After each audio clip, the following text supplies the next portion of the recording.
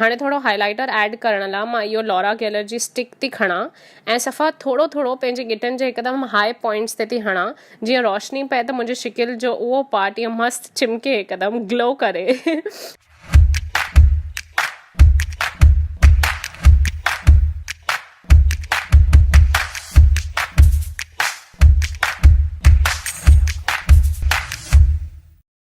Hi guys, कीअं आहियो तव्हां सभई? मां सोचो कि मां इहो मेकअप चैलेंज करे ॾिसां कि 5 या 10 मिंटे में मां मेकअप फुल फिनिश करे सघां थी कि न। असां आया आहियूं महाबलेश्वर।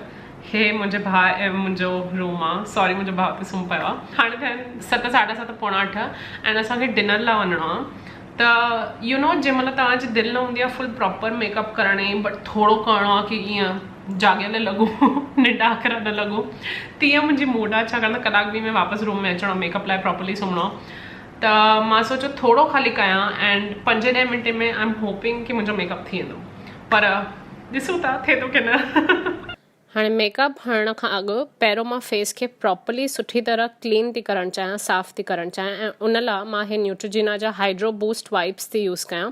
हे ॾाढा मस्तु आहिनि छाकाणि त हे मुंहिंजे फेस खे प्रॉपरली साफ़ कंदा आहिनि, पर हिकदमि ईअं ड्राई न करे छॾींदा आहिनि, मॉइस्चराइज़्ड रखंदा आहिनि, हाइड्रेटेड रखंदा आहिनि मुंहिंजे स्किन खे। प्रॉपरली हिकदमि फेस खे उघणो आहे, सुठी तरह साफ़ करिणो आहे इन वाइप सां। नेक भी फेस जो ई पार्ट आहे त पंहिंजे नेक खे, गले खे विसरणो न आहे क्लीन करण महिल।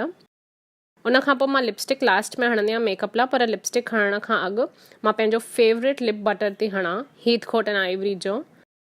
हाणे मेकअप हणण खां अॻु मां पहिरियों पंहिंजे फेस ते हमेशह कोई सुठो मॉइस्चराइज़र हणंदी आहियां। हिन वीडियो में मां इहो शार्लेट टिलबरी जो मैजिक क्रीम थी हणां मॉइस्चराइज़र। इन मॉइस्चराइज़र जो नालो मैजिक क्रीम आहे एंड इहो वाकई में जादुई क्रीम आहे। हिकदमि सुठी तरह मुंहिंजे फेस खे मॉइस्चराइज़ कंदी आहे, ईअं मुंहिंजी स्किन ईअं हैप्पी लॻंदी आहे, ख़ुशि लॻंदी आहे, ॼण त ईअं कंहिं सुठो खाधो ॾिनो आहे फेस खे, ईअं लॻंदी आहे। एंड हिन में जेके इंग्रीडियंट्स पियल आहिनि क्रीम ठाहिण लाइ, उहे बि ॾाढा सुठा इंग्रीडियंट्स आहिनि। त हा, इहो शार्लेट टिलबरी जी मैजिक क्रीम मुंहिंजी फेवरेट आहे। मां प्रॉपरली इनखे पंहिंजे फेस में मसाज थी कयांसि। हाणे छाकाणि त मूंखे वधीक टाइम कोन्हे, मां इहा 3-in-1 क्लिनिक जो बियॉन्ड परफेक्टिंग पाउडर फाउंडेशन थी यूज़ कयां। हिन में फाउंडेशन, कंसीलर, पाउडर टई शयूं मस्तु हिकदमि हिक में ई आहिनि। मुंहिंजे कैमरा बि डिसाइड कयो आहे कि हिन ब्रश खे फोकस में न खणी अचिणो आहे। ऐं हिन हिक ई प्रोडक्ट में सभु कुझु आहे, इन करे मुंहिंजो कमु ॾाढो सवलो थी वियो। मां इहो पाउडर फाउंडेशन पंहिंजे रियल टेक्निक्स जे बफिंग ब्रश सां थी हणां फेस ते। क्लिनिक जो इहो प्रोडक्ट जेको पाउडर फाउंडेशन आहे उहो मस्तु बिल्डेबल आहे, माना हिकदमि पहिरियों थोरो लॻंदो, पोइ अगरि असांखे अञा ऐड करणा आहिनि लेयर्स त अञा ऐड करे था सघूं। पर छाकाणि त मूंखे हिकदमि ईअं नेचुरल लुक खपंदो हुओ, ख़ाली थोरी मीडियम कवरेज खपंदी हुई, त मां जेतिरी तव्हांखे ॾिसण थी अचे हाणे मां ओतिरी हई पंहिंजे फेस ते। हाणे मां कॉन्टोरिंग कंदमि। मूंखे कॉन्टोरिंग करणु ॾाढो वणंदो आहे। जीअं मुंहिंजा गिटा थोरा सना लॻनि त मां फेस जे कॉर्नर्स ते ईअं साइड खां, कुंडुनि खां थोरो डार्क ब्राउन पाउडर थी हणां, उनखे कॉन्टोरिंग चइबो आहे। मस्तु मछली वांगुरु फेस ठाहे करे पंहिंजे ब्रश सां, उन ई साॻे ब्रश सां जंहिंसां मां पाउडर फाउंडेशन हई, उन ब्रश सां हाणे मां इहो कॉन्टोर थी कयां। मां हिते चिन जे हेठां बि थी कॉन्टोरिंग पाउडर हणां। इहो जेको आहे मुंहिंजो कॉन्टोरिंग पाउडर, इहो अर्बन डिके जो आहे। थोरो नक जे साइड्स खां बि थी हणां, जिते जिते बेसिकली असांखे थोरी सुठी शेप खपे फेस खे, सुठी फेस ठाहिणी आहे फेस ते, छाकाणि त मेकअप त पेंटिंग ई आहे न। हाणे मां हे ब्लश थी हणां। इहो ब्लश, मूंखे ब्लश हणणु ॾाढो वणंदो आहे, मस्तु ईअं पिंक पिंक लॻणु। इहो नार्स कंपनी जो ऑर्गेज़म ब्लश आहे। ॾाढो मस्तु नेचुरल पिंक कलर लॻंदो आहे मुंहिंजे स्किन कलर ते, ऐं इन में थोरा थोरा ईअं गोल्ड पार्टिकल्स बि आहिनि जेके हिकदमि ईअं लाइट हाईलाइटिंग इफेक्ट ॾींदा आहिनि। त इहो ब्लश लॻाइण खां पोइ मूंखे इहे जेके गोल्ड पार्टिकल्स जे करे ईअं लॻंदो आहे कि मुंहिंजी स्किन ईअं नेचुरली चिमके थी, शाइन थी करे, ग्लो थो करे, बट हिकदमि ईअं चिमकणो वारो शाइन न, नेचुरल ग्लो लॻंदो आहे ॾाढो मस्तु। इहो अर्बन डिके जो लिमिटेड एडिशन क्वाड हुयो। इन में कॉन्टोर, ब्लश ऐं हाइलाइटर हुयो। इन नार्स जे ब्लश जे मथां मां वापसि पंहिंजे अर्बन डिके जे क्वाड मां उहो डार्क पिंक कलर जो ब्लश ऐड थी कयां, बसि हिकदमि थोरो थोरो, छाकाणि त मूंखे ब्लश जाम वणंदो आहे। हाणे थोरो हाइलाइटर ऐड करण लाइ मां इहो लॉरा गेलर जी स्टिक थी खणां ऐं सफ़ा थोरो थोरो पंहिंजे गिटनि जे हिकदमि हाई पॉइंट्स ते थी हणां, जीअं रोशनी पए त मुंहिंजी शिकिल जो उहो पार्ट ईअं मस्तु चिमके हिकदमि ग्लो करे। ऐं मां पंहिंजे फिंगर्स सां ई इनखे ब्लेंड थी कयांसि, जीअं लॻे कि मुंहिंजी स्किन नेचुरली ईअं ग्लो थी करे। हाणे मां ॾिठो मूंखे थोरो अखियुनि जे हेठां डार्कनेस पई लॻे त मां इहो पंहिंजो शार्लेट टिलबरी जो कंसीलर थी हणां। हूअं ज़रूरत न आहे छाकाणि मां क्लिनिक जो हयो हुयो, पर मूंखे अञा थोरी ब्राइटनेस वणंदी आहे पंहिंजे अखियुनि जे हेठां, त मां इहो शार्लेट टिलबरी जो मैजिक कंसीलर थी हणां। इहो हिकदमि ॾाढो ईज़ी टू यूज़ आहे छाकाणि त स्पॉन्ज टिप एप्लीकेटर आहे एंड उन सां मां हणांसि थी। अरे हे त वधीक लॻी वियो हले कोई प्रॉब्लम न आहे। मां पंहिंजे रिंग फिंगर सां इनखे ब्लेंड थी कयांसि ऐं पोइ प्रॉपर थी वेंदो, वधीक न लॻंदो। इहो एक्चुअली मूंखे स्टेप ब्लश हणण खां अॻु करणु खपंदो हुयो, बट काई ॻाल्हि न आहे, मेकअप में कुझु रूल्स थोरी थींदा आहिनि हाणे छाकाणि त मुंहिंजो फेस टाइप जेको आहे उहो ॾाढो ऑइली टाइप आहे, त मूंखे पाउडर खपंदो ई आहे पंहिंजे फेस खे सेट करण लाइ।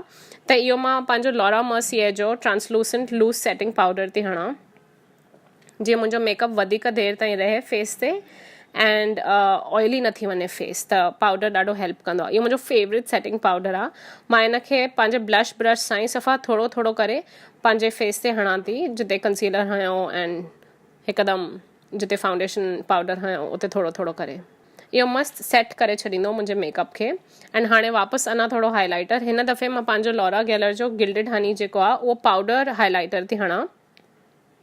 ईअं सी शेप में ठाहे करे पंहिंजे चीक्स ते एंड आईब्राउज़ जे हेठां, जिते पहिरियों मां हाईलाइटर हयो उन मथां ई थोरो हणांसि थी एंड थोरो आईब्राउज़ जे हेठां बि, हिकदमि थोरो पंहिंजे अखियुनि जे इनर कॉर्नर्स में बि।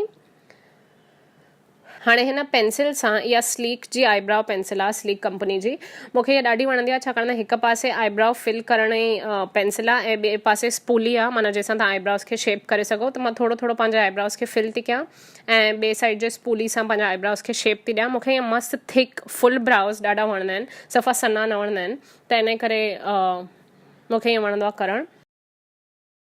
हाणे उन खां पोइ मुंहिंजो फेवरेट पार्ट लिपस्टिक हाणे हे शार्लेट टिलबरी जूं मिनी लिपस्टिक्स मां वरितियूं हुयूं। इन में 2 नंढियूं लिपस्टिक्स हुयूं हिकदमि, छाकाणि मूंखे ट्रैवल साइज़ लिपस्टिक्स ॾाढियूं वणंदियूं आहिनि। त इन में 2 कलर्स हुया, हिकिड़ो रेड, हिकिड़ो लाइट पिंक एंड हिकिड़ो न्यूड कलर। त मां उन मां रेड कलर जेको कैरिनाज़ लव आहे, सॼी मां खाई करे ख़तमु करे छॾी आहे लिपस्टिक, या एॾी हणंदी हुअमि। त पंहिंजे लिप ब्रश सां थी हणां। इहो ब्रश लांकॉम जो हिकु पासे लिप लाइनर पेंसिल आहे ऐं हिकु पासे ब्रश आहे, उन सां थी हणां। ऐं छाकाणि त मूंखे थोरो रेड लिपस्टिक खे पिंकिश लुक ॾियणो आहे ऐं मूंखे लिपस्टिक्स मिक्स करणु ॾाढियूं वणंदियूं आहिनि, त मां इहा जेकी न्यूड लिपस्टिक हुई किम KW उहा ऐड थी कयां एंड मिक्स थी कयां इन लिपस्टिक में, जीअं पंहिंजो हिकिड़ो अलॻि कलर ठाहे सघां। हाणे फाइनली पंहिंजे स्किन खे वापसि थोरी हाइड्रेशन ॾियण लाइ एंड मेकअप सेट करण लाइ मां इहा स्प्रे थी हणां। इहा फेस मिस्ट मूंखे फॉरेस्ट एसेंशियल्स मां मिली हुई, उन्हनि हो मूंखे चङा सैम्पल्स ॾींदा रहंदा आहिनि ट्राई करण लाइ। त हे हिकिड़ो सैम्पल हुयो जेको बेला फेस मिस्ट आहे, आई थिंक जैस्मिन जे गुलनि जी ठहियलु आहे, ऐं ॾाढी मस्तु ख़ुशबू आहे ऐं ॾाढो हाइड्रेटिंग आहे इहो पाणी। त हिन फेस मिस्ट सां मां पंहिंजो मेकअप सेट थी कयां एंड हीअं करे थोरो सुकाइण जी कोशिशि थी कयां। इहो केॾो मस्तु थी लॻे शिकिलीअ सुकाइण महिल हाणे मां वाला पाता, पंहिंजा वार थोरा खोलिया स्टाइल सां एंड थी वियो मुंहिंजो मेकअप जीअं तव्हां ॾिसी था सघो। ऑफकोर्स 5-10 मिंट न लॻा, 15-20 मिंट लॻा, पर मां आस्ते आस्ते पई कयां, मम्मीअ सां ॻाल्हियूं पई कयां।